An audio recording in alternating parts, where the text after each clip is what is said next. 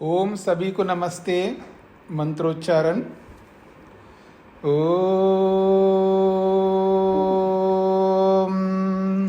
सहनाववतु सहनौ भुनक्तु सह वीर्यं करवावहै तेजस्विनावधीतमस्तु मा विद्विषावहै। ओम शांति शांति शांति।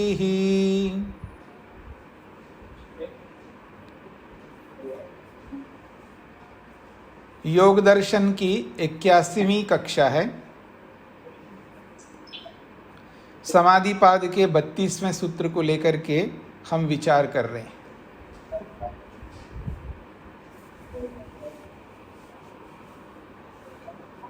देखिएगा, आप में से जो अपने माइक को बंद नहीं करके रखते हैं तो उसका अगला स्टेप ये होगा कि मैं आपको ग्रुप से हटा दूंगा।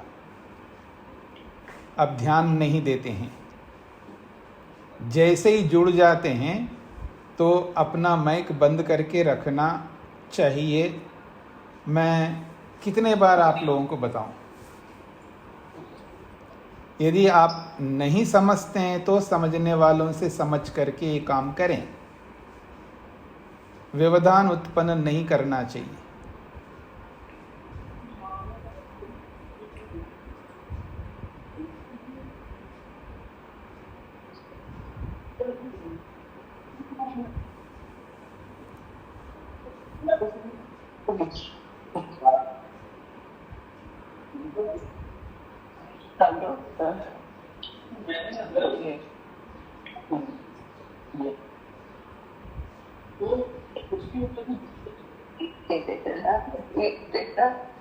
एक मिनट।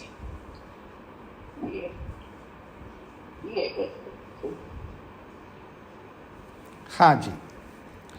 तो तत्प्रतिषेधार्थम एकतत्वाभ्यासः, समस्त विक्षेपों को दूर करने के लिए एक तत्व का अभ्यास योगाभ्यासी को करना चाहिए। ये प्रसंग है। और इसी प्रसंग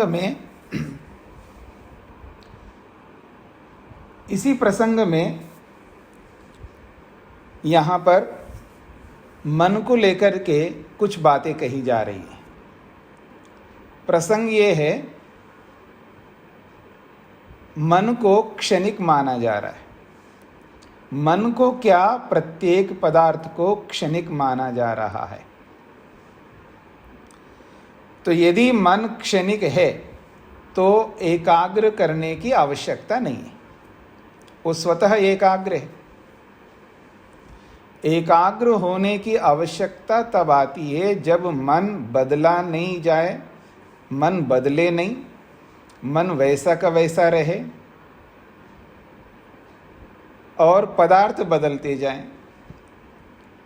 अर्थात पदार्थ भी क्षणिक नहीं है। बदलते जाने का अभिप्राय है कि कभी किसी पदार्थ को देखा, कभी किसी वस्तु को देखा, कभी किसी वस्तु को देखा।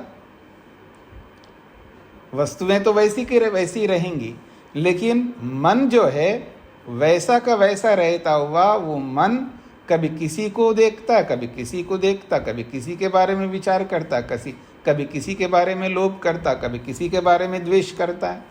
मन बदलता रहता है विचारों से, ज्ञान से। मन तत्व वैसा का वैसा रहेगा, विचारों से बदल रहा है और वस्तुओं को बदलता जा रहा है। तब तो मन को एकाग्र करने की आवश्यकता पड़ेगी। लेकिन वस्तुएं भी क्षणिक, मन भी क्षणिक, सब कुछ क्षणिक है, तो फिर एकाग्र करने की क्या आवश्यकता है? पकड़ करके रोक उसको सकते हो जो बना रहे। जिसको हम रोकना चाहते वो बना रहे। बना रहे का मतलब है वो वैसा का वैसा है, कभी इधर भाग रहा है, कभी उधर भाग रहा है। तो उसको रोकने का प्रयत्न करेंगे। छोटा बच्चा होता है, रुकता नहीं है, वही बच्चा है, जब से पैदा हुआ है अब तक वही बच्चा है, वो बदल नहीं रहा है। इसलिए उसको उधर से इधर से अलग अलग जगहों से उसको रोकते रहते हैं। अगर वो बच्चा एक क्षण के लिए रहता है, अगले क्षण में नया बच्चा पैदा हो जाता है। यदि ऐसा मत जिसका है, उसके मत में अब उसको रोकने की क्या आवश्यकता है? वो तो रुका हुआ ही है, क्योंकि क्षण भर के लिए तो रहता है। क्षण भर में एक ही चीज में मन लगाएगा वो, उसके बाद नया आया, तो उसको रोकने की आवश्यकता नहीं, वो तो स्वतः एकाग्र है। ये प्रसंग चल रहा है।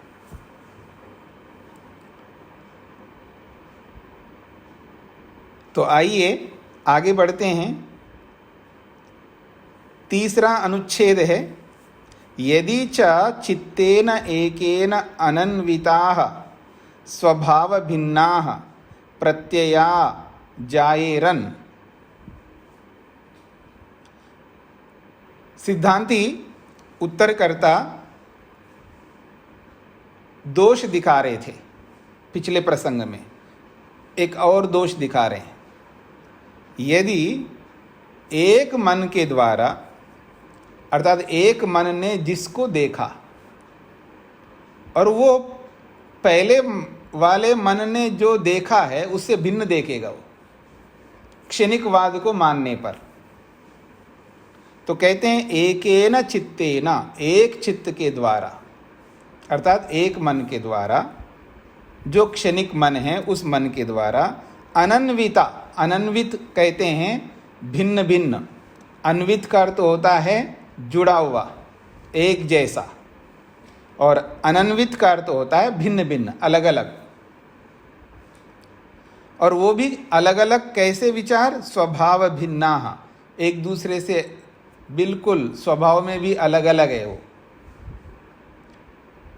मन ज्ञान प्राप्त करता है ना, मन रूप का, रस का, गंध का, स्पर्श का ज्ञान, सबका ज्ञान प्राप्त करता है। तो ये जो जिस जिस वस्तु को मन देखता है, अनुभव करता है, तो उसका जो ज्ञान है वो एक दूसरे से अलग होगा। इसलिए कहा जा रहा है स्वभाव भिन्नाः प्रत्ययाः, एक दूसरी वस्तु से बिल्कुल स्वभाव में अलग अलग, भिन्न भिन्न प्रत्ययाः, प्रत्यय कहते हैं ज्ञान, अलग अलग ज्ञान, जायेरन उत्पन्न होते हैं। तो जायेरन ये क्रियापद है। यदि एक मन के द्वारा स्वभाव भिन्न बिल्कुल अलग अलग ज्ञान उत्पन्न हो रहे हैं, तो तब एक समस्या आएगी। जब मन क्षणिक है तो पहले वाले मन ने जिसको देखा उसका ज्ञान अलग प्रकार का होगा, अब अगले क्षण में अलग नया मन उत्पन्न हुआ, और नया मन फिर उसको देखेगा या उसको भोगेगा। देख भी सकता है, भोग भी सकता है, क्योंकि हम लोग क्या करते हैं संसार के साथ जो भी ज्ञान करते हैं, क्यों ज्ञान करते हैं हम लोग? किसी का भी ज्ञान करते हैं, क्यों करते हैं? भोगने के लिए, सुखी होने के लिए तो ज्ञान करते हैं। जो भी ज्ञान हम करते हैं, चाहे वो लौकिक ज्ञान हो, आध्यात्मिक ज्ञान हो, कोई भी ज्ञान हम प्राप्त क्यों करते हैं? सुखी बनने के लिए तो करते हैं ना, वही तो भोग है। तो कहा जा रहा है यदि अलग अलग ज्ञान है, क्योंकि पहले ज्ञान में और बाद वाले ज्ञान में अंतर तो होगा। ये आपको स्पष्ट हो रहा है ना? मन अलग अलग है तो अलग अलग ज्ञान होंगे उसको।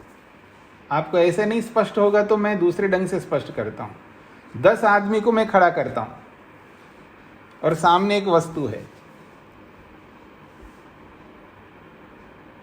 कैसे बताऊं और अच्छे ढंग से बता दूं? सामने एक माता या बहन या पत्नी या और कोई भी जिनको आप स्त्री कहते हैं, वो खड़ी है, और 10 पुरुष को खड़ा करता हूं मैं। बस एक पुरुष उस स्त्री को बस एक बार ऐसा देखना है, फिर सिर मोड़ना है, एक ही बार देखना है। और 10 लोग ऐसे ही देखते हैं और सबका ज्ञान एक जैसा होगा, अलग अलग ज्ञान होगा। क्योंकि वो 10 पुरुष जिसको मैंने खड़ा किया है ना, उसमें से कोई पति भी हो सकता है, कोई पिता भी हो सकता है, कोई भी जो अलग अलग संबंध आपके होते हैं, तो सब उस स्त्री को देखेंगे और सबका ज्ञान कैसे होंगे, अलग अलग होंगे। और उन 10 में कोई योगाभ्यासी भी होगा। मेरी बात हो, केवल बात क्या रखी जा रही है, एक स्त्री 10 पुरुष या एक पुरुष 10 स्त्री, कैसा भी करके देख सकते हैं आप। ये बातें मैं अपनी ओर से कुछ नहीं बता रहा हूं, ये आगे आप पढ़ेंगे आप लोग इसी योग में। मैं तो थोड़ा सा दुगना करके बोल रहा हूं, 5 पुरुषों को भी रख सकते हैं आप, 4 को भी रख सकते हैं, वो आपके ऊपर निर्भर करता है। तो जब एक ही वस्तु को अलग अलग लोग देख रहे हैं तो उनको अलग अलग ज्ञान होता है, सबको एक जैसा ज्ञान नहीं होता है। पति अगर देख रहा है उस स्त्री को, यानी पत्नी को देखता है पति, तो उसको अलग ज्ञान होगा। पिता उस स्त्री को देखता है तो उसको अलग ज्ञान होगा, क्योंकि उसको बेटी के रूप में देखता है। कोई दूसरा तीसरा देखता है तो वो भाभी के रूप में देख सकता है। ऐसे आप अलग अलग पुरुषों को रखेंगे, ज्ञान देख उसी स्त्री को देख रहे हैं, लेकिन ज्ञान अलग अलग होंगे, क्योंकि मन अलग अलग हैं। ये बात स्पष्ट हो रहा है ना। अलग 10 आदमी, तो 10 आदमियों के अलग अलग मन है ना। मेरा मन अलग है, आपका मन अलग है, सबका मन अलग अलग है। हम जिस वस्तु को भी देखेंगे तो जैसा मैं देखूंगा वैसा आप देखें, ये कोई जरूरी नहीं है। जैसा आप देखते हो वैसा ही मैं देखूं, कोई जरूरी नहीं है। तो अलग अलग ज्ञान होंगे। ये तो हमारी स्थिति है। लेकिन यहाँ क्षणिकवाद में जब नया नया मन आता है हर क्षण में, तो जो मन आया है वो पहले वाले जैसा ही देखे, कोई जरूरी नहीं है ना।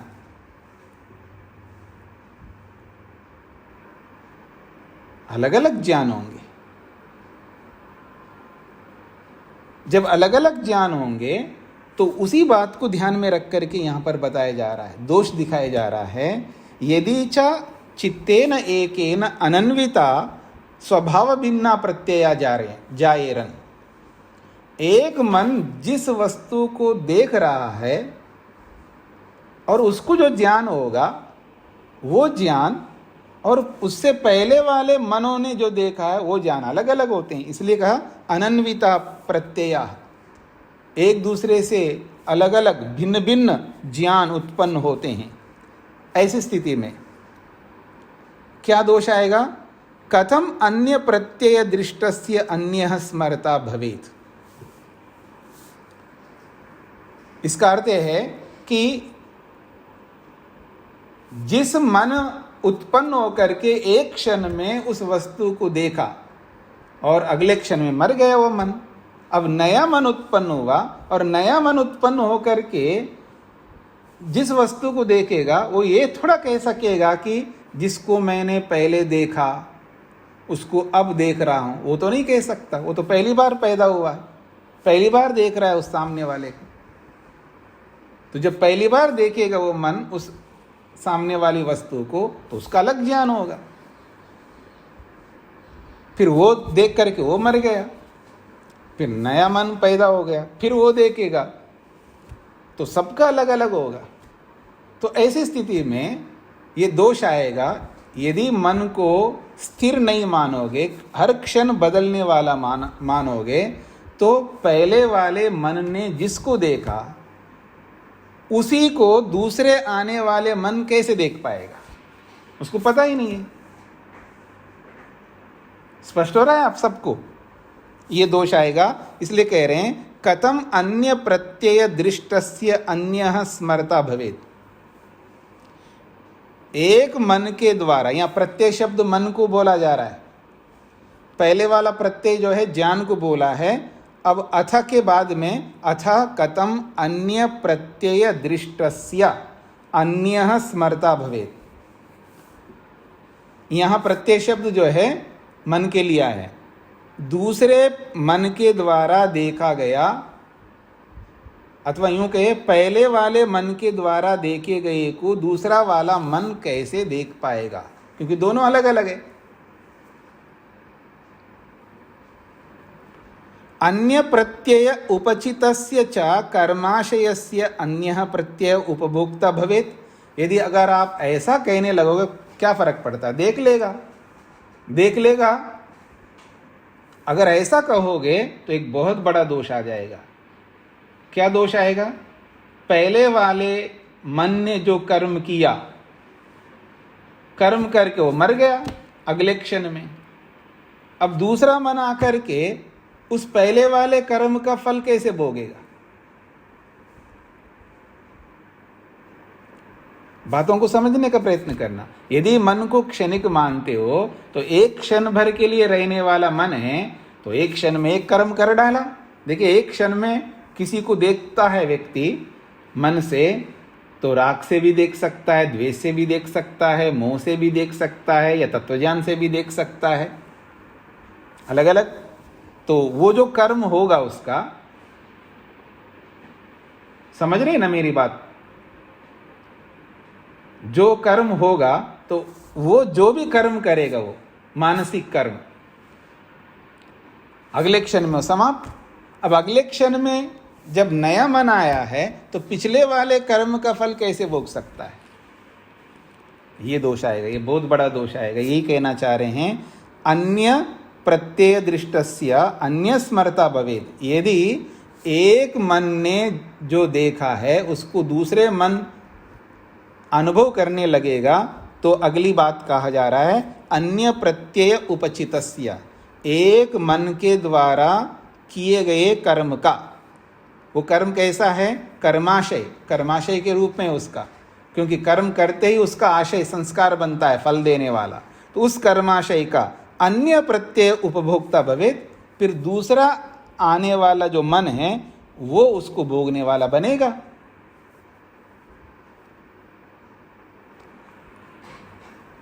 जब बनेगा तब तो बहुत बड़ी समस्या हो जाएगी। कर्म करे कोई, फल भोगे कोई, ये दोष आएगा। तो इसका कैसे समाधान करोगे आप? फिर भी आप कह दो क्या फर्क पड़ता, होने दो ना, तो सब क्षणिक है। अब कैसे भी समाधान करो तो ये ऐसा आपका समाधान होगा। उसके लिए एक उदाहरण दे रहे हैं। कथमचित् समाधीयमानम अपि एतद् गोमय पायसीय न्यायम आक्षिपति। आप इस क्षणिकवाद को लेकर के चलो और फिर हमारे प्रश्नों का समाधान करने लग जाओ। आप कैसे भी समाधान करो तो ये समाधान कैसा होगा? कथमचित् समाधीयमानम, किसी भी प्रकार से आप समाधान करने का प्रयत्न करो तो आपका वो जो समाधान होगा, एतद्, यह जो समाधान आपका होगा, गोमय पायसीय न्यायम, एक बहुत बड़ा न्याय है जिसको गोमय पायसीय न्याय कहते हैं। उस न्याय को आकर के यहाँ खड़ा कर देगा। अलग अलग न्याय होते हैं। न्याय का मतलब है मुहावरे कह सकते हो आप, या वो ऐसे होते हैं जिसके आधार पर बहुत सारे निर्णय किए जाते हैं। ये मीमांसा जब आप लोग कभी आगे पढ़ेंगे, मीमांसा दर्शन, उसमें बहुत सारे न्याय आपको देखने को मिलेंगे। उन न्यायों के आधार पर समाधान किया जाता है। आजकल कोर्टों में भी बहुत सारे एविडेंस लाते हैं, पीछे पीछे पता नहीं सालों पीछे का, या कहीं किसी कोर्ट ने कोई समाधान किया है, वहाँ ऐसा किया था, उसके आधार पर यहाँ पर भी ऐसा कर सकते हैं। ऐसे वहाँ पर भी आजकल के कोर्टों में भी किया जाता है। तो कुछ ऐसे न्याय होते हैं, उन न्यायों में से एक न्याय है। अब इस न्याय को समझने से पहले मैं दूसरे न्याय आपके सामने कुछ रखता हूँ। जैसे आपने सुना है अशोक वाटिका न्याय, अशोक वाटिका न्याय एक ऐसा न्याय है, ऐसे बहुत सारे न्याय होते हैं। मेरे पास में एक पुस्तक है, उसमें 1000 न्याय है, 1000। उसमें वो पुस्तक ही ऐसी पुस्तक है, उसमें और कुछ नहीं है, उसमें 1000 न्याय हैं। और उनमें से मतलब यूं तो केवल 1000 ही नहीं है, बहुत होते हैं, लेकिन संग्रहकर्ता ने प्रसिद्ध न्यायों को इकट्ठा करके उसमें 1000 न्याय जोड़ दिए। अशोक वाटिका न्याय ये उस प्रसंग का है, रामायण के काल में रावण ने जो है सीता को उठा के लेके गए, आप सब जानते हैं, और ले जा करके जहाँ रखा है उस जगह को क्या कहते हैं? अशोक वाटिका कहते हैं, अशोक वन में रखा है। अब कोई प्रश्न करे कि आखिर रावण ने सीता को अशोक वाटिका में क्यों रखा है, अशोक वन में क्यों रखा है?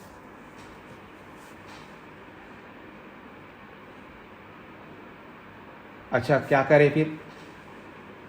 दूसरा जगह रखते हैं जी, चलो उनको ले जा करके किसी और वन में रखते हैं। तो वहां पर रखने पर भी यही प्रश्न आएगा, कहीं भी रखो तो भी प्रश्न कर सकते हैं ना, यहीं क्यों रखा है?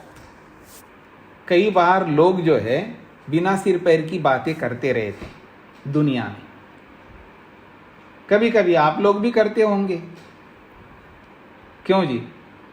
मैंने तो बहुत किया है जी, बिना सिर पैर की बातें। अब पता नहीं आपने किया नहीं किया, अब आप अपने आप को जान सकते हैं आप। जब व्यक्ति के जीवन में कम जानकारी होती है, वो ऐसी बहुत सारी बातें कर सकता है।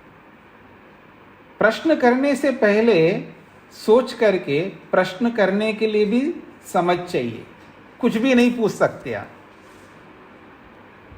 जब व्यक्ति कुछ भी पूछने लगता है तब ये न्याय बन गए, इस तरह के न्याय। तो अब उठा के लेके गए, कहीं तो रखना होगा ना उसको, अब यहीं क्यों रखा है?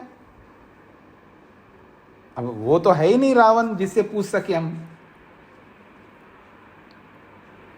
जहां और जगह रखेंगे तो वहां भी यही प्रश्न आएगा। इसको अशोक वाटिका न्याय कहते हैं। कहीं भी रखो तो भी प्रश्न करोगे, अब तो कहीं तो रखना होगा, तो भाई एक जगह रख दिया है। तो जब कोई भी समाधान हो सकता हो, कोई भी रास्ता हो सकता हो, कोई भी स्थिति हो सकती हो प्रसंग के अनुसार, उसको जो सूझा वो कर लेता है वो आदमी उसको। और वहां क्यों बिना मतलब का प्रश्न करते हो, ऐसा ही क्यों किया है? और दूसरा करे तो भी आप ऐसे करोगे। ऐसे प्रसंगों में जहां इस तरह का प्रसंग होता है वहीं अशोक वाटिका न्याय चलता है। कुछ संयोग ऐसे होते हैं, मान लो कौवा आकर के बैठा उस पेड़ पर और बैठते ही पेड़ गिर गए नीचे। हाँ, कमाल है, कौवे के अंदर, कौवे में कितना बल है देखो।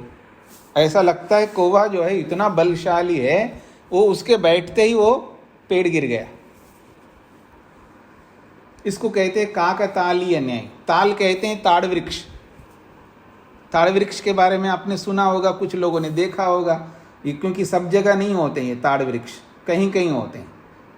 कुछ प्रांतों में तो बहुतायत में होते हैं, कुछ प्रांतों में ताड़ वृक्ष होते ही नहीं है, मिलते ही नहीं है, दर्शन ही नहीं होते। हमको दिखाना पड़ता है, देखो ताड़ वृक्ष ऐसा होता है, बहुत लंबा होता है, बहुत बड़ा होता है। तो अब कौवा आके बैठते वो गिर गया। कौवे ने गिर गया, अथवा उसको गिरना ही था, संयोग ऐसा हो गया कौवा आया उस पर बैठना तो पेड़ गिर गया।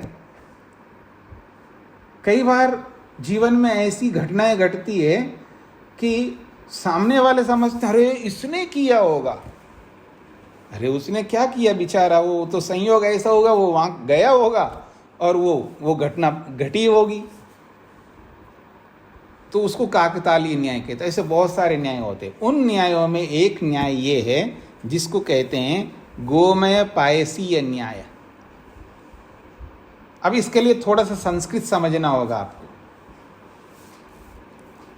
गोमयम ये संस्कृत वाला शब्द है, गोमयम, गोमया, गोमयम, जो भी गाय का विकार होगा उसको गोमयम कहेंगे। गाय का विकार का मतलब है अगर वो गोमूत्र है तो भी गोमयम है, और वो गोबर है तो भी गोमयम है, अगर वो दूध है तो भी गोमयम है, अगर वो खीर है तो भी गोमयम है। इसको गोमयम कहेंगे। गाय का जो भी, गाय से जो भी निकलता है ना उसको गोमयम कहते संस्कृत में। तो अब वो व्याकरण में ज़्यादा नहीं जाऊंगा आपको, बस केवल इतना ही समझा रहा हूं मैं। गाय से जो भी बाहर आता है उसको गोमयम कहते संस्कृत में। अब गाय से तो गोबर भी आता है, गाय से दूध भी आता है, गाय से पता नहीं क्या क्या आता है, बहुत कुछ आता है जी। अब गोमयम का अर्थ क्या लें? गोमयम का अर्थ गोबर भी है, गोमयम का अर्थ दूध भी है, लेकिन दूध और गोबर में कितना अंतर है। अगर कोई व्यक्ति गोबर को और दूध को एक बना दे, गोबर को और दूध को एक बनाए, ऐसी स्थिति होती है कई जगहों पर कि वो व्यक्ति ये समझ नहीं पा रहा होता है कि साधारण वस्तु को भी विशेष वस्तु बना देता है और विशेष को भी साधारण वस्तु बना देता है। गोमयम का अर्थ दूध भी होगा और गोमयम का अर्थ गोबर भी होगा।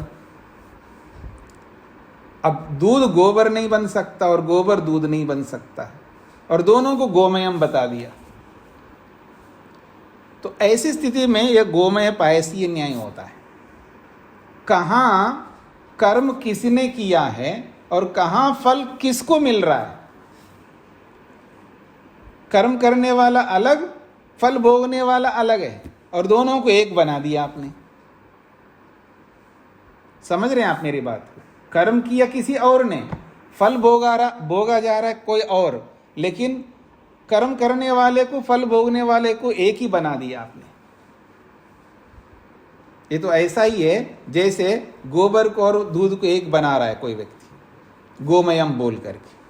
तो उस स्थिति में ये आपका समाधान ऐसा आएगा। अगर मन को क्षणिक मानोगे तो ये तो दूध और गोबर को एक बना रहे हो ऐसा लग रहा है। यहाँ पर कर्म किया कोई दूसरे ने, क्योंकि कर्म करके वो मर गया, अब फल भोग रहा है कोई दूसरा। ऐसा कैसे हो सकता है? जो कर्म करता है वही फल भोगना चाहिए। ये नियम है संसार का, इसमें कोई विकल्प नहीं है। इसमें विकल्प हो तो आप बता सकते हो। ऐसे प्रसंगों में गोमय पायसीय न्याय लागू होता है। जो बिल्कुल गलत बातों को जोड़ा जाता है, बिल्कुल विपरीत बातों को जोड़ा जाता है, तो उसको यहाँ पर इस न्याय को देकर के बोला जाता है कि ये तो आपकी बात आपकी बात ऐसी लग रही है जैसे कि दूध और गोबर को आप एक बना रहे हो, ऐसा हो रहा है यहाँ पर। कर्म करे कोई और फल भोगे कोई और, ऐसे नहीं हो सकता। जो कर्म करेगा वही फल भोगेगा। ये बात कही जा रही है। ये बात स्पष्ट हो रही है आप सब लोगों को? जिनको भी नहीं समझ में आए तो पूछ सकते हैं, ताकि मैं आगे बढ़ सकूं।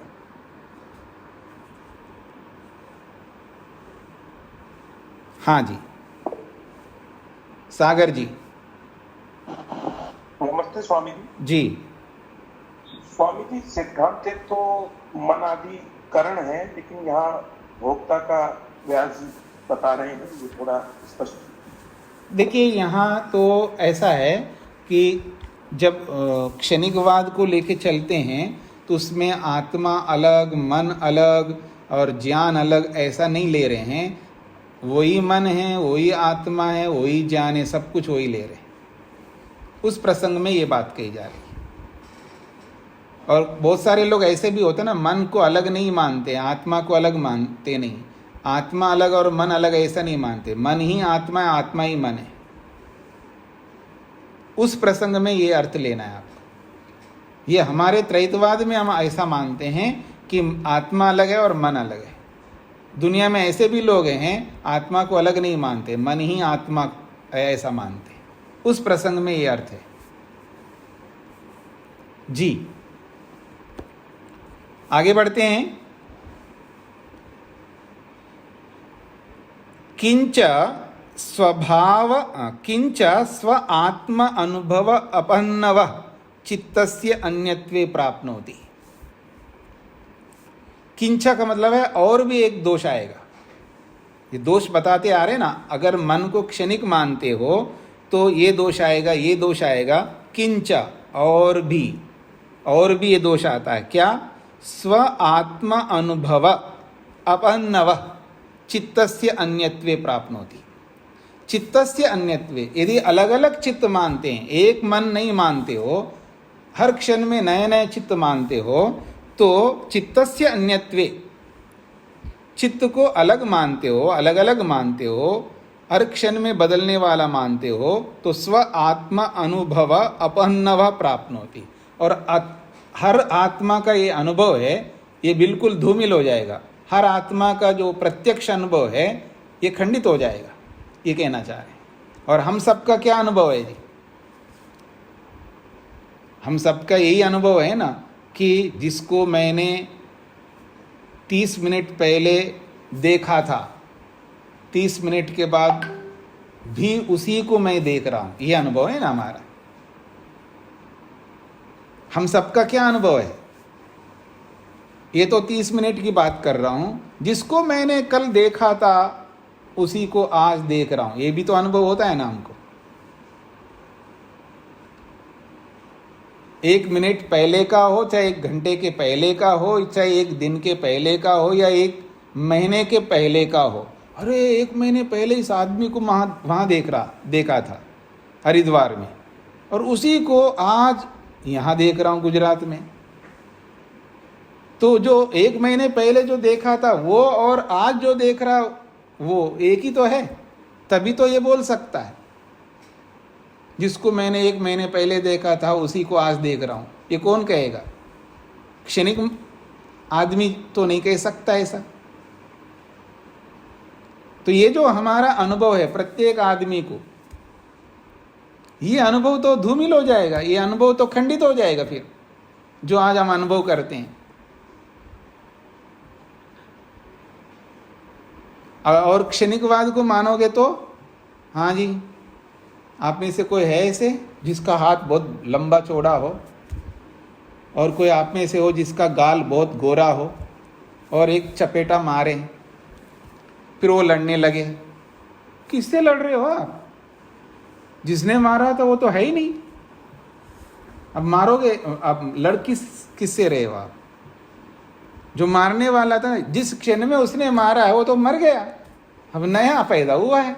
अब नया पैदा हुआ तो उसको क्या पता है? उसको क्यों आप कह रहे हो? अब कैसे व्यवहार कर सकते हो? कोई व्यवहार ही नहीं कर सकते ऐसे। कितनी बड़ी हानि होगी संसार में। आज कोई हानि नहीं हो रही है। हाँ जी, 2000 का नोट तो नहीं, 500 का नोट दिया था मैंने आपको, अभी तो दिया था थोड़ी देर पहले। किसने दिया था जी? जिसने दिया तो रहा नहीं, जिसने लिया वो भी नहीं रहा। अब लड़ो किससे? हाँ जी, आप लोगों ने भी किसी के ऊपर केस किया है क्या? जमीन को लेकर के, मकान को लेकर के, या और किसी संपत्ति को लेकर के? अगर केस नहीं किया हो तो कहा होगा अपने ही भाइयों से, अपनी बहनों से कुछ कहा होगा, आप इतना क्यों ले रहे हो, आपने इतना क्यों लिया था, आपने माँ का जो सोना था ना आपने ज़्यादा लिया है। कौन बोल रही है ऐसा? जिसने लिया था वो तो रही नहीं। तो ये व्यवहार में कितनी बड़ी हानियां हो जाएगी। पर ऐसी हानि आज होती है क्या? होती नहीं है बिल्कुल, क्योंकि जो कहा जा रहा है स्व आत्मा अनुभव अपहन्नव, जो प्रत्येक आत्मा को जो अनुभव होता है, जो आज जो हमको हो रहा है, वो सारा का सारा अनुभव जो है अपहन्नव, व्यर्थ हो जाएगा। अपहन्नव प्राप्नोति, व्यर्थ सिद्ध हो जाएगा। क्या अनुभव है जी हमारा? यही अनुभव है जी आपने उस समय जो है जब माँ चली गई थी तो आपने इतना सोना ज़्यादा लिया है, ये जो आज हम अनुभव करके बोल रहे हैं ये तो व्यर्थ हो जाएगा। ऐसा जो आपने अधिक जमीन लिया है, आपने अधिक मकान का अंश लिया है, आपको बता दूं 1 इंच का, 1 इंच भी ज़्यादा ले ना कोई, जीवन भर कोसता रहेगा। समझ रहे हैं?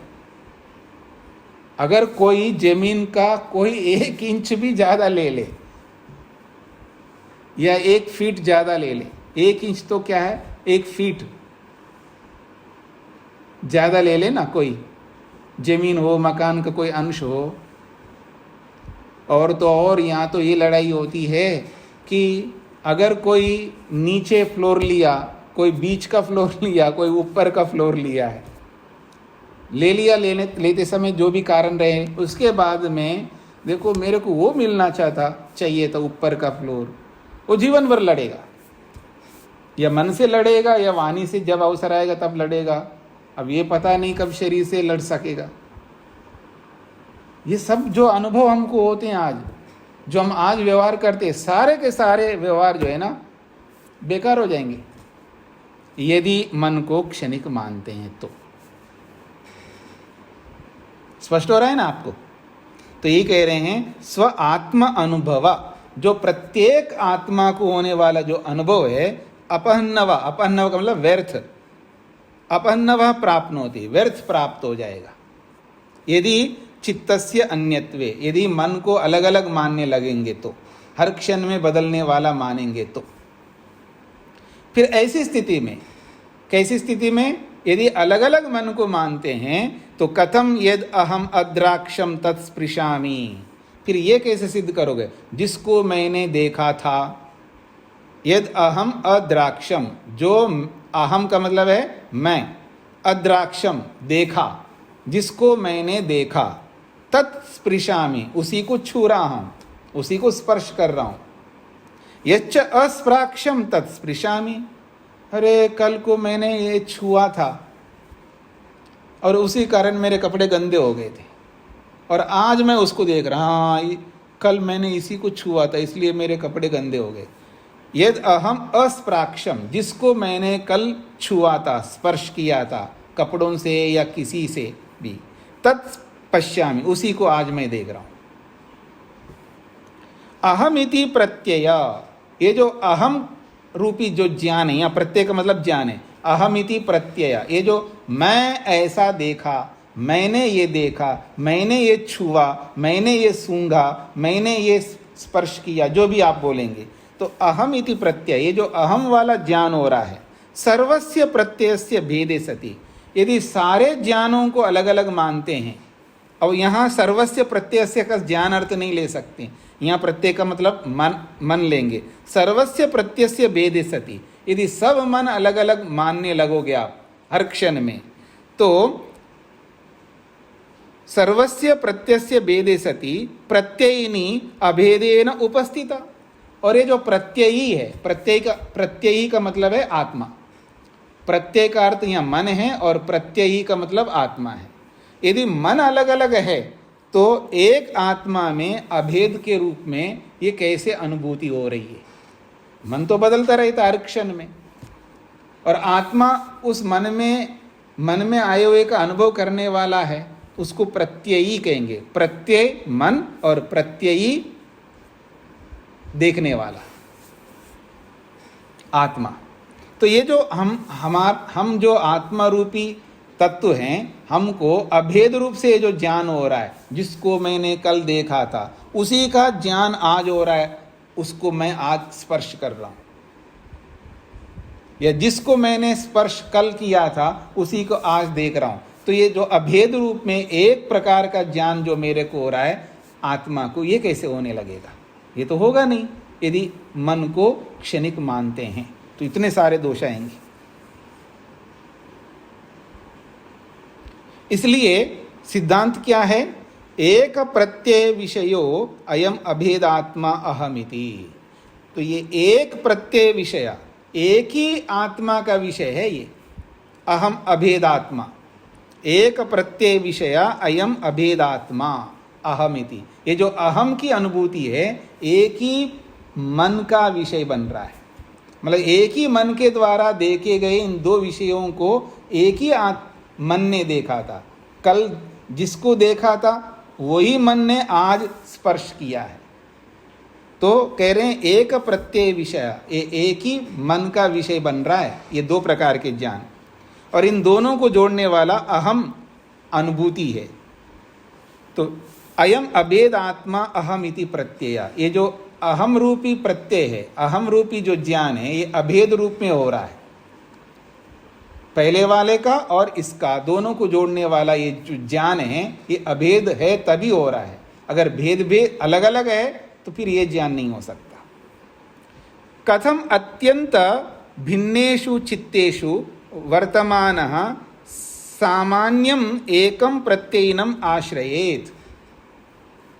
तो कह रहे हैं यदि, कथम का मतलब है यदि अत्यंत भिन्नेषु चित्तेषु, यदि बिल्कुल एक दूसरे से अलग अलग मन है, क्योंकि अलग अलग मन होंगे क्योंकि हर क्षण में पैदा होने वाले हैं, तो अत्यंत भिन्न भिन्न मनों में वर्तमान विद्यमान रहने वाला सामान्यम एक जैसा ज्ञान, एकम प्रत्ययिनम एक आत्मा का वो कैसे आश्रय करेगा।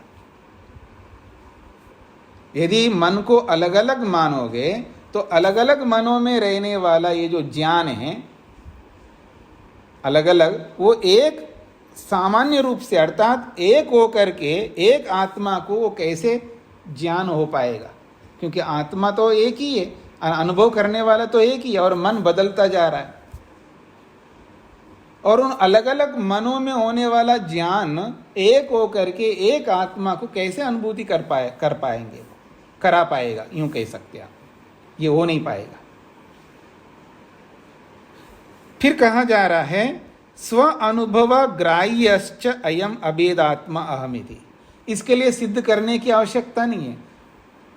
मतलब जिसको मैंने कल देखा था उसी को आज देख रहा हूं, या जिसको कल मैंने छुआ था उसी को आज देख रहा हूं, ये जो अभेद ज्ञान हो रहा है ये इसको सिद्ध करने की आवश्यकता नहीं है। स्व अनुभव ग्राह्य, ये अपने अनुभव के द्वारा जानने योग्य है। ये हर कोई व्यक्ति अनुभव कर रहा है इस बात को। स्व अनुभव ग्राह्य च अयम अभेदात्मा अहमिति। अहम जो आत्मा है, अहम की जो अनुभूति करने वाला आत्मा, ये अभेद है। जिसको मैंने कल देखा था उसी को आज देख रहा हूं। तो कल देखने वाला और आज छूने वाला, या कल छूने वाला और आज छूने वाला, वो अभेद के रूप में एक ही आत्मा है जिसको ये अनुभव कर रहा है। और ये स्व अनुभव है, सबको ये हो रहा है। इसको सिद्ध करने की भी आवश्यकता नहीं है, प्रत्येक आत्मा को अनुभूति होती है बात। तो जो स्व अनुभव से सिद्ध है इसका कैसे आप खंडन कर सकते हो। न च प्रत्यक्षस्य माहात्म्यम प्रमाणांतरेण अभिभूयते। अब इस बात को अंडरलाइन कर लीजिएगा। प्रत्यक्षस्य माहात्म्यम, जो प्रत्यक्ष प्रमाण की महत्ता है, महानता है, उसका जो महात्म्य है उसको प्रमाणांतरेण, भिन्न प्रमाण से न अभिभूयते, दबाया नहीं जा सकता। प्रत्यक्ष अनुभूति को किसी भी प्रमाण से हम दबा नहीं सकते। यानी किसी भी प्रमाण से, मतलब अनुमान प्रमाण से, शब्द प्रमाण से हम दबा नहीं सकते प्रत्यक्ष प्रमाण की अनुभूति को, क्योंकि सभी प्रमाणों में सर्वाधिक महत्व रखने वाला प्रत्यक्ष प्रमाण है, उसको नजरअंदाज नहीं कर सकते। प्रत्यक्ष अनुभूति को नकार नहीं सकते, ये इसका अभिप्राय है। हाँ, बशर्त ये होना चाहिए आपकी जो अनुभूति है वो न बदलने वाला होना चाहिए। अगर बदलने वाला है तो वो संशय वाला ज्ञान होगा, और संशय वाला ज्ञान ऐसा नहीं हो सकता। हाँ जी, मैंने भूत को देखा जी, मैंने प्रत्यक्ष अनुभव किया है जी, आप कैसे इसको नकार सकते, ये वाली बात नहीं कही जा रही यहाँ पर। आपने देखा है तो दूसरे को भी दिखाई देना चाहिए वैसा ही, तीसरे को भी दिखाई देना चाहिए वैसा ही, सबको वैसे ही दिखाई देना चाहिए। अगर भूत है तो, अगर भूत है ही नहीं है तो आपको दिखाई दे रहा, तो आपका जो प्रत्यक्ष है तो वो आपका प्रत्यक्ष भ्रांति युक्त प्रत्यक्ष है, ये तो वैसा ही हुआ ना, जैसे सांप को देखा तो उसको रस्सी मान बैठे, अथवा कहीं रस्सी को देखा तो सांप मान बैठे, वो तो मिथ्या ज्ञान होगा। मिथ्या ज्ञान वाले, प्रत्यक्ष मिथ्या ज्ञान का भी तो होता है ना। मिथ्या ज्ञान वाले को आप यथार्थ नहीं कह सकते, क्योंकि वो तो बदलता है। ये वो ज्ञान है जो न बदलने वाला ज्ञान। ऐसा जो प्रत्यक्ष है जो नहीं बदलने वाला है, इसका मतलब वो प्रमाण है, और प्रमाण गलत कभी नहीं हो सकता। अप्रमाण को, जो प्रमाण नहीं उसको आप प्रमाण मान बैठे तो ये आपका दोष है, प्रमाता का दोष है। प्रमाण का कभी दोष नहीं होता है। इसलिए सभी प्रमाणों में प्रत्यक्ष प्रमाण बलवान है। इसलिए कहा जा रहा है न च प्रत्यक्षस्य महात्म्यम, प्रत्यक्ष के महात्म्य को, प्रत्यक्ष की बड़प्पन को प्रमाणांतरेण, दूसरे प्रमाण के द्वारा दबाया नहीं जा सकता, क्योंकि इसकी महत्ता सर्वाधिक है। प्रमाणांतरम च प्रत्यक्ष बलेन एव व्यवहारम लभते। हाँ, एक और बात हम कह सकते हैं आपको, वो ये कहना चाह रहे हैं, अगर दूसरा प्रमाण यदि है तो वो केवल इस प्रत्यक्ष के कारण से है। अगर अनुमान प्रमाण प्रमाण के रूप में यदि है तो प्रत्यक्ष के कारण से वो है। यदि शब्द प्रमाण के रूप में है तो वो प्रत्यक्ष प्रमाण के कारण से है। प्रत्यक्ष को हटा दो तो अनुमान कुछ नहीं है, प्रत्यक्ष को हटा दो तो शब्द प्रमाण भी कुछ नहीं है। शब्द प्रमाण टिका है प्रत्यक्ष प्रमाण के आधार पर, अनुमान प्रमाण टिका है प्रत्यक्ष प्रमाण के आधार पर। इसलिए जिसके आधार पर जो टिकते हैं तो आधार बड़ा होता है, आधेय बड़ा नहीं होता है। स्पष्ट हो गई जी सब लोगों को? तो इसलिए कह रहे हैं तस्माद, इसलिए अंतिम निर्णय दिया जा रहा है, तस्माद एकम, मन एक ही है, अनेकार्थम और अनेक वस्तुओं को देखने वाला है, अवस्थितम वो बना रहता है, वो हर क्षण में बदलने वाला नहीं है, समाप्त होने वाला नहीं है, ऐसा हमारा चित्तम है। तो ये चित्त का विशेषण है तस्मात्, इसीलिए एकम चित्तम, अनेकार्थम चित्तम, अवस्थितम चित्तम। अंतिम निर्णय दे दिया, मन, चित्त रूपी मन एक ही है, अनेक नहीं है, और अनेकार्थम, अनेक वस्तुओं को देखने वाला है वो मन। एक मन एक ही वस्तु को देखेगा ऐसा कोई सिद्धांत नहीं है, एक ही मन अनेक वस्तुओं को देखने वाला, और अवस्थितम, वो स्थिर रहने वाला है, समाप्त होने वाला नहीं है, ये कहा जा रहा है। ये मन के स्वरूप को स्पष्ट किया यहाँ पर। अब आप लोग पूछ सकते, कुछ प्रश्न हो तो कह सकते हैं। सूत्र पूरा हो गया, सूत्र का भाष्य पूरा हो गया। शेखर जी।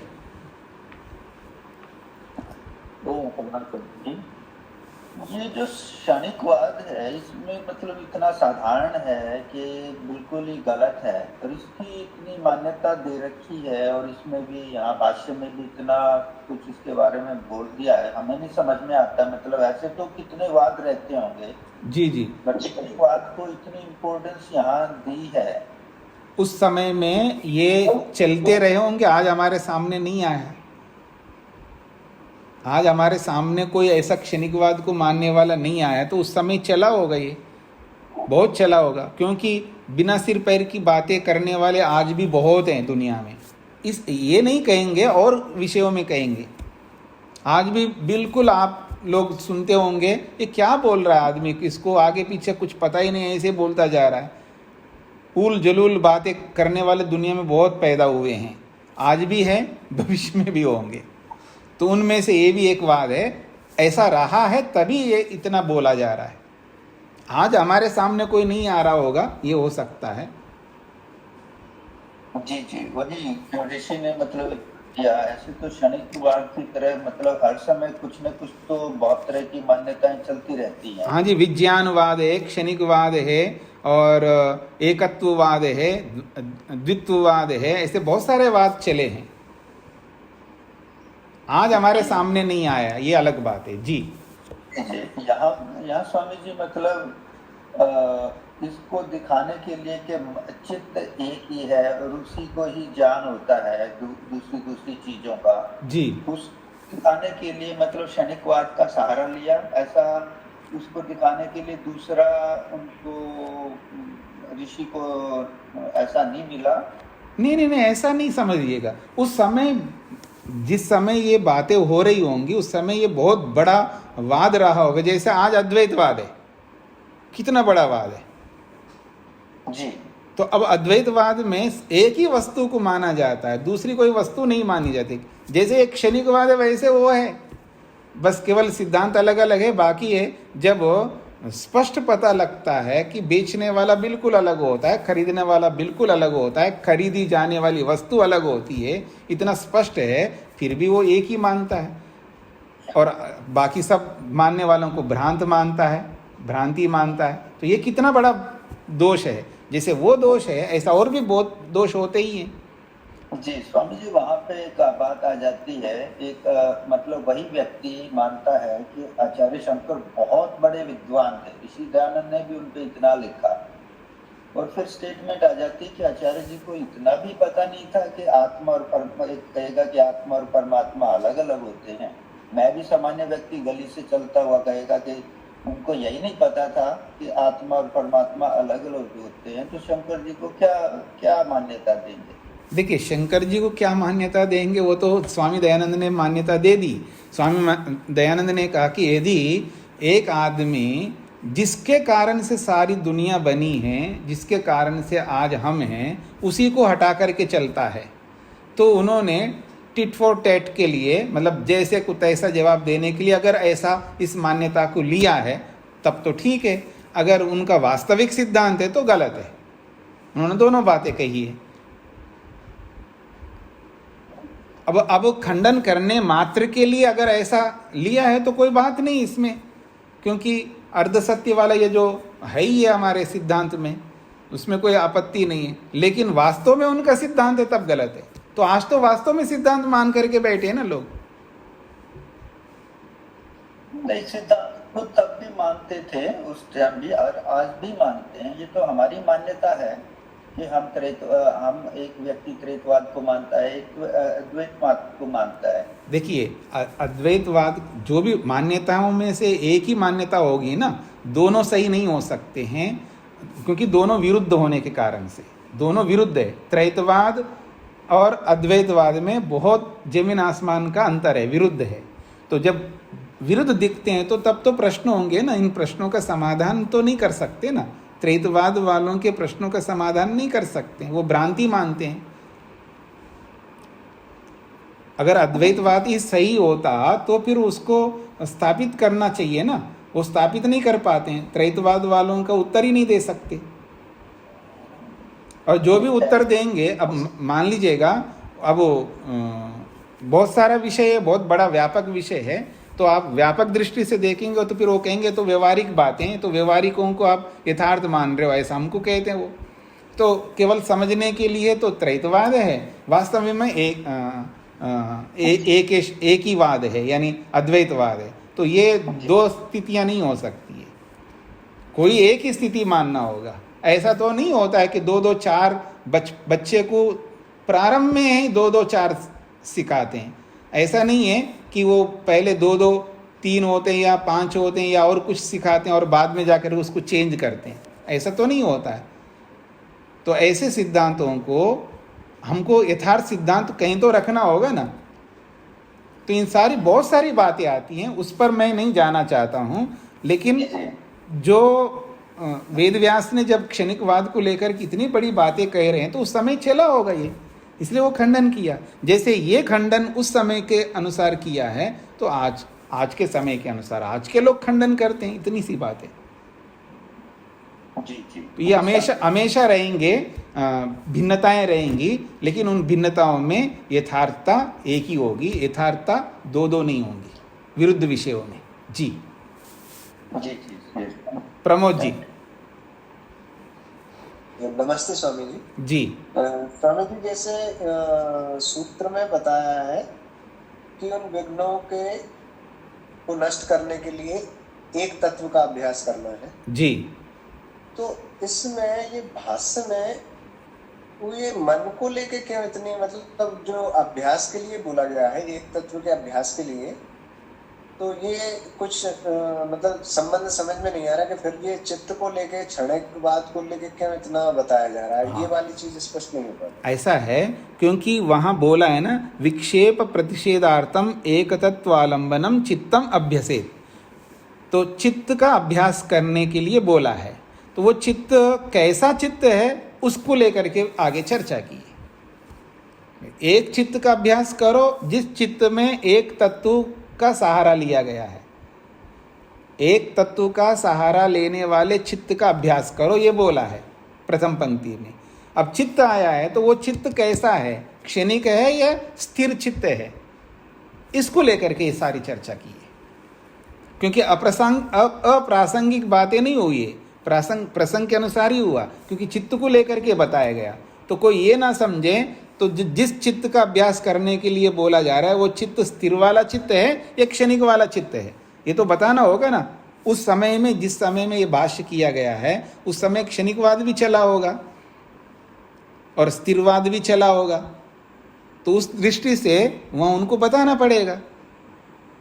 जैसे आज हम बताते नहीं है कि हाँ जी परमात्मा सब जगह विराजमान है, हाँ, लेकिन बताते ना सब जगह विराजमान का मतलब है आप में भी परमात्मा, मेरे में भी परमात्मा है। तो ये स्पष्टीकरण बताना होगा ना, आप में भी परमात्मा है, मुझ में भी परमात्मा है, लेकिन मैं अलग हूँ और परमात्मा अलग है।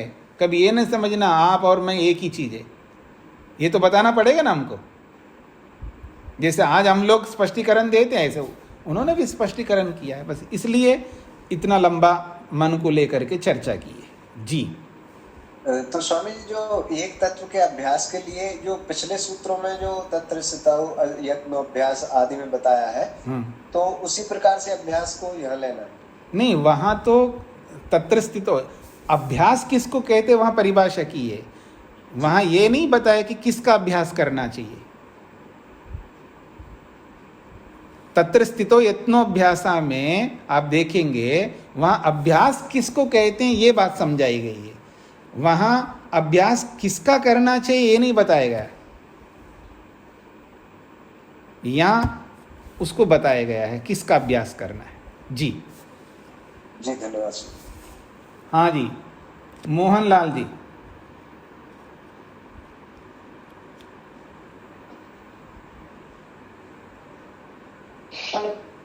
स्वामी जी नमस्ते। जी स्वामी जी नमस्ते। बोलिएगा, आगे बोलिए।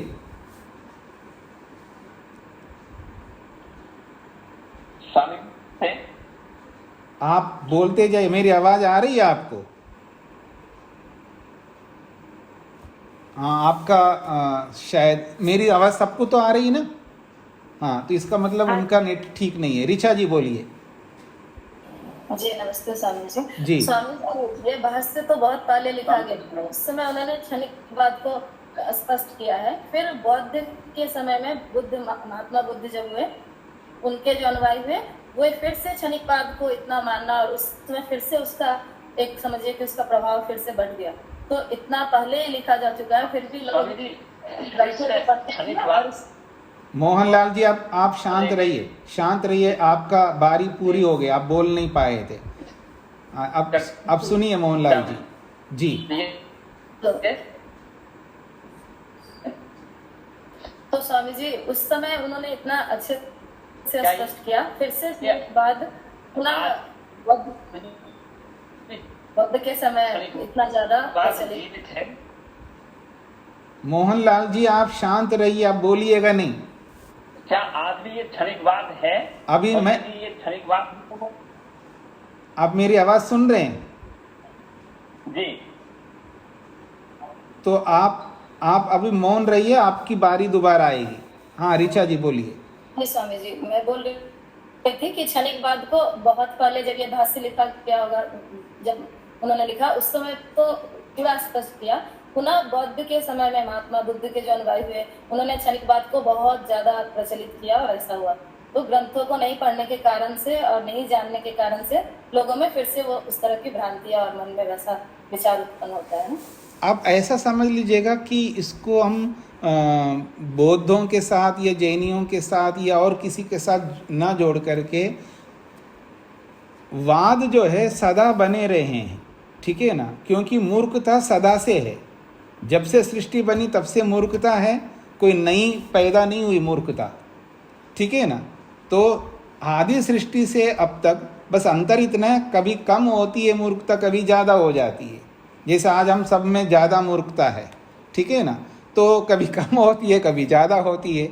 तो ऐसे ही वाद भी कभी कम हो जाते कभी ज़्यादा होते, ये चलते आएंगे, कभी उबर जाएंगे कभी दब जाएंगे, किसी काल में दबे रहेंगे, किसी काल में उबर के आएंगे वापस, क्योंकि हमारा जो विचार है ना एक जैसा नहीं रहता, हम बदलते रहते हैं गिरगिट की तरह। तो ऐसा आदमी भी बदलता रहता है, तो उसके सिद्धांत भी बदलते जाते हैं। तो इसलिए ये सिद्धांत कभी दब जाएंगे कभी उभर जाएंगे, तो आते रहेंगे, और जब जब उभरेंगे तब तब इसका खंडन होता जाएगा, ऐसे समझ लेना। केवल ये व्यक्ति विशेष के साथ जोड़ के मत देखना, क्योंकि वो लोग ऐसा मानते तो इसलिए हम लोग उनके साथ जोड़ लेते हैं, लेकिन ये वाद जो है सदा से चले आ रहे हैं, ऐसा समझ करके चलिएगा। हाँ जी, तो मोहनलाल जी अब बोलिएगा, क्या बोलना है आपको?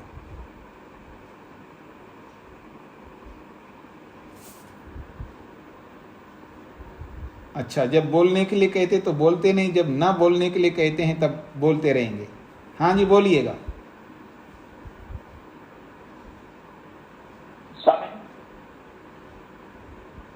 नेटवर्क नहीं है स्वामी। हाँ तो ठीक है, कोई बात नहीं, फिर कभी पूछ लीजिएगा। तो ये जो स्थितियां होती है इनको थोड़ा समझने का प्रयत्न करना है। केवल आज क्षणिकवाद नहीं है अथवा हमारे सामने नहीं आए तो क्या इसके बारे में ना समझें, क्योंकि ज्ञान तो ज्ञान है, समझ सकते हैं, वाद हो या ना हो इसको समझ सकते हैं। अगर क्षणिकवाद कोई माने अथवा आजकल कोई नहीं मानता हो लेकिन हमारे ऊपर प्रश्न करे कोई, तो उसका भी समाधान करना हमको आना चाहिए। तो कई बार ऐसा भी होता है, तो इस दृष्टिकोण से उन्होंने रखा है, क्षणिकवाद को अगर मानते तो क्या क्या दोष हो सकते हैं उनको उन्होंने हमारे सामने रखा है। अब ये हमारे सामने कभी ऐसे लोग आ जाएंगे तो हम उत्तर दे देंगे, नहीं आए तो अपने समझ के लिए हो जाएगा, बस इतनी अंतर है। पर हमें एक तत्व अभ्यास करने का छोड़ना नहीं है, परमात्मा का अभ्यास करना छोड़ना नहीं है, उस परमात्मा का अभ्यास तो हमें निरंतर करना है। अगर आपको ऐसा लगता, आपको मतलब किसी को ऐसा लगता मैं ही परमात्मा, तो भी तुमको अभ्यास करना होगा परमात्मा का। क्यों जी? क्योंकि अविद्या है हमारे में। अगर कोई अपने आप को भी परमात्मा माने, अपने आप को ब्रह्म माने, तो भी उसको ये अभ्यास करना पड़ेगा, उसको भी संसार चलाना पड़ता है, उसको भी बच्चे कच्चे पैदा करना पड़ता है, उसको व्यापार करना पड़ता है, उसको नौकरी करना पड़ता है, उसको रोना पड़ता है, उसको हंसना पड़ता है, सब करने पड़ते हैं। तो इस दृष्टिकोण से तो वास्तविकता को भी समझ लेना चाहिए, और अवास्तविकता क्या होती है ये भी हमको सबको समझ लेना चाहिए। इसलिए ना किसी को हमें दोष देना है, ना किसी को अच्छा बताना है, यथार्थता को स्थापित करना है और अपने आप को भी यथार्थ बना लेना चाहिए। तो इसको यहीं पर विराम देता हूँ, फिर मिलेंगे। ओम शांति शांति शांति।